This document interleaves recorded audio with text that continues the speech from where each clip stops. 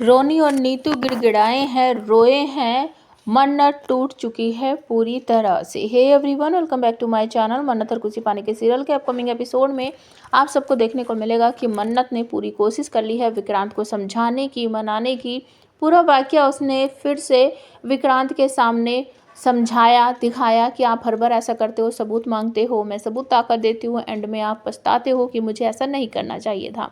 लेकिन विक्रांत पर रत्ती भर भी फ़र्क नहीं पड़ रहा है। उसने फिर से पुलिस को बुला लिया है और नीतू को वो अरेस्ट करवा देता है।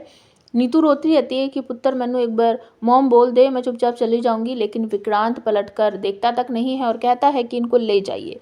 नीतू अरेस्ट कर ली जाती है, उसको ले जाया जाता है। विक्रांत बहुत बुरी तरीके से रोता है, विक्रांत के सामने गिड़गिड़ाता है कि ऐसा मत कर, जो तू चाहेगा मैं सब कुछ तुझे दे दूंगा, अपनी मॉम को अरेस्ट मत करवा, वो मर जाएगी, प्लीज़ ऐसा मत कर विक्रांत।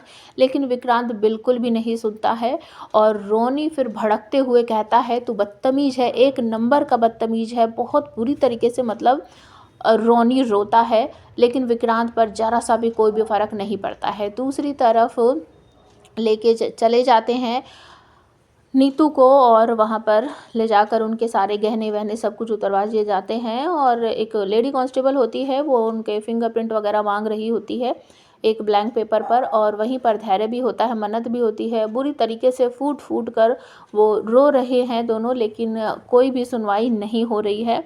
विक्रांत के सामने जब रोनी कहेगा कि प्लीज़ तू ऐसा मत कर, तुझे क्या चाहिए, अपनी मॉम की बिल करवा दे, तो अपनी कंप्लेंट वापस ले ले, तो ऐसा मत कर, तो विक्रांत पलट कर जवाब देता है कि जो आपने 50% मन्नत के नाम पर पूरी प्रॉपर्टी की है ना, वो आप मेरे नाम पर कर दो। ये सुनने के बाद मन्नत, श्रुति, यहाँ तक कि रोनी, सभी लोग बहुत ज़्यादा परेशान हो जाते हैं। धैर्य को भी कुछ समझ नहीं आ रहा है ये हो क्या गया है, मतलब किस तरीके से विक्रांत का बिहेवियर बिल्कुल चेंज हो गया है। रोनी कह देता है कि ठीक है पुत्र, जैसा तुझे चाहिए मैं वैसा ही कर दूंगा, 50% की जो प्रॉपर्टी है वो मैं तेरे नाम कर दूंगा। मन्नत बेचारी अपने कमरे में बैठी है, बहुत बुरी तरीके से रो रही है और धैर्य उसको सहारा देता हुआ आप सबको दिखाई देगा और कहेगा कि पता नहीं विक्रांत कैसा होगा, कैसा नहीं होगा। तो मन्नत मन ही मन सोचेगी कि धैर्य सर कितने अच्छे हैं, इस समय भी उनको अपने भाई की चिंता लग रही है, लेकिन वो तो जानते ही नहीं कि उनके छोटे भाई ने, विक्रांत सर ने, उन पर कितना बड़ा आरोप लगाया है।